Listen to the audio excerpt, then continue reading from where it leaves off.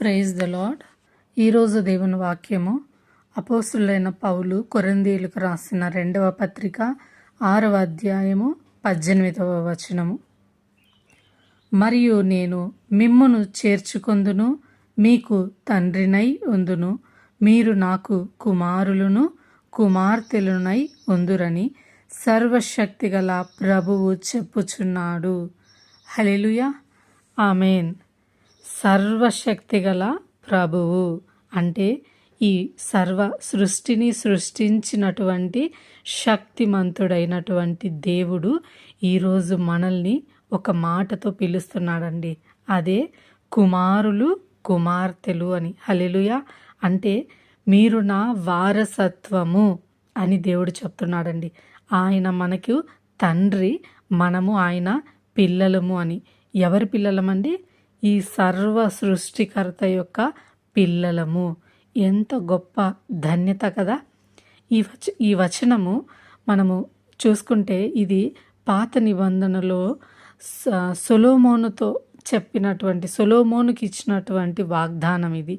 తండ్రి అయిన దేవుడు దావీదు కుమారుడైనటువంటి సొలొమోన్ గారితో చెప్తున్నటువంటి మాట, నేను నీకు తండ్రినై ఉందును, నువ్వు నా కుమారుడు అయ్యుందు అని దేవుడు ఆయనకు చేసిన వాగ్దానాన్ని కోట్ చేస్తూ ఇక్కడ పౌలు గారు ఈ విధంగా ఇక్కడ ఈ కొరింథీయులకు రాసినటువంటి ఈ పత్రికలో ఈ మాటను చెప్తున్నాడు. మనకి ఇక్కడ 17-18 వచనాలు రెండు కలిసి ఉంటాయి. ఇక్కడ మొదటి నుంచి మనం చదివినట్లయితే 17వ వచనం నుంచి మనము జీవము గల దేవుని ఆలయమై ఉన్నాము. హల్లెలూయా, నిజమే కదా. దేవుని ఆలయమై మనం ఉన్నాము అంటే దేవుడే మనలో ఉన్నాడు అని. ఎవరండి ఆయన? సర్వశక్తిమంతుడు. అందుకు దేవుడు ఇలాగూ సెలవిచ్చుచున్నాడు. అంటే దేవుడు సర్వశక్తిమంతుడైన దేవునికి మనము ఆలయంగా ఉన్నాం. అంటే గర్భగుడి లాంటి వారం. దేవుడు మనలో ఉన్నాడు. మరి మనం ఎలా ఉండాలి? ఎంత పవిత్రంగా ఉండాలి? ఆ సర్వశక్తిమంతుడు తన మహిమను తగ్గించుకొని ఆయన మన హృదయం అనే ఆలయంలో ఉంటే మనము మన హృదయాన్ని ఎంత పరిశుభ్రంగా ఉంచుకోవాలి. అందుకనే ఇక్కడ పౌలు గారి ద్వారా దేవుడు ఈ మాటల్ని మనకు చెప్పిస్తున్నాడు. దానికోసమే అందుకు దేవుడు ఇలాగూ సెలవిచ్చుచున్నాడు. నేను వారిలో నివసించి సంచరింతును, నేను వారి దేవుడనై ఉందును, వారు నా ప్రజలై ఉందురు అని. దేవుడు మనతో ఉండి, దేవుడు ఆయన మనకు దేవుడుగా ఉండి, మనము ఆయన పిల్లలుగా ఆయన ప్రజలుగా ఉండాలి అంటే మనం ఏం చేయాలంటే ఇక్కడ చెప్తున్నాడు.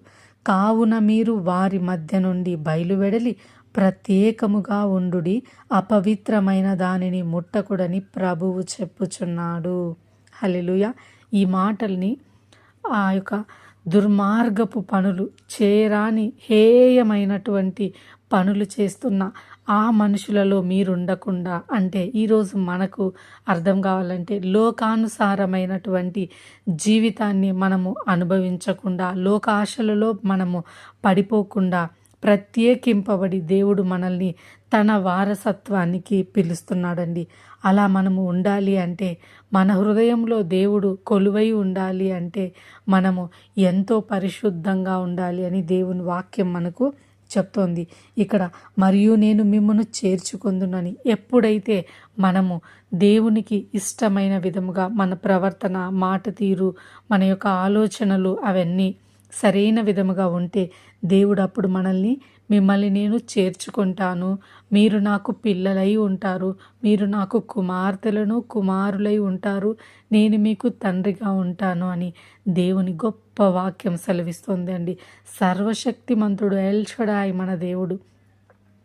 అటువంటి దేవుని పిల్లలుగా మనం ఉండాలి అని ఇక్కడ సొలొమోను గారితో చెప్పినటువంటి మాటను పౌలు గారు మనకు గుర్తు చేస్తూ ఈరోజు మనల్ని పిలుస్తున్నాడండి.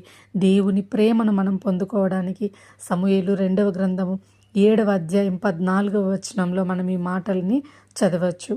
కాబట్టి దేవుని వాక్యం ఇక్కడ చెప్తోంది దేవునికి మనము పిల్లలై ఉండాలని. అదేవిధంగా హోషేయ ప్రవక్త ద్వారా, తర్వాత ఇర్మియా ప్రవక్త ద్వారా, యెషయా ప్రవక్త ద్వారా, వీళ్ళ ద్వారా ఎన్నో వచనాలలో మనల్ని ప్రత్యేకింపబడిన తన వారసత్వానిగా దేవుడు మనల్ని పిలుస్తున్నట్టు బైబిల్ గ్రంథంలో మనము చూడొచ్చు.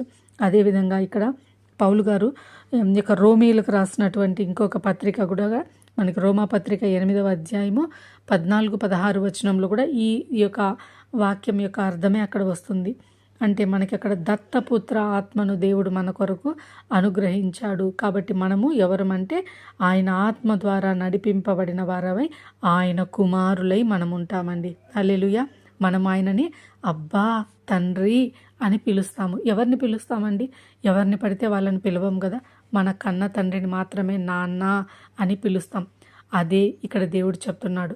ఇతరుల నుంచి ఈ లోకానుసారమైనటువంటి జీవితంలో నుంచి మనము ప్రత్యేకింపబడి మన తండ్రి, మన సర్వ సృష్టికర్త అయిన ఆయనని మనము అబ్బా తండ్రి అని పిలుస్తేలాగా దేవుడు తన దత్త పుత్ర ఆత్మని అంటే పరిశుద్ధ ఆత్మని మనకు అనుగ్రహించి ఆయన బాటలో మనల్ని నడిపిస్తున్నాడండి. ఎంత గొప్ప ధన్యత కదా.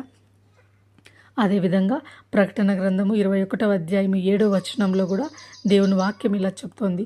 జయించువానికి దేవుడిచ్చే ఆఖరి వాగ్దానం. అంటే మనము ఈ లోక ఆశలని జయించి తట్టుకొని వాటిని అధిగమించుకొని దేవుని మార్గంలోనికి మనం వెళ్ళినట్లయితే అప్పుడు దేవుడు అనుగ్రహించే వాగ్దానం ఏంటిదంటే జయించువాడు వీటిని స్వతంత్రించుకొనును. ఏవి? పైనున్నవి. దేవుని యొక్క వారసత్వాన్ని మనము స్వతంత్రించుకుంటామండి. నేను అతనికి దేవుడునై ఉండును, అతడు నాకు కుమారుడై ఉండును అంటున్నారు. హల్లెలూయా. మరి ఆయన పిల్లలుగా ఆయన వారసత్వాన్ని పొందుకొని నిత్య జీవంలోనికి మనమందరము నడవాలని ఆశపడుతున్నారా?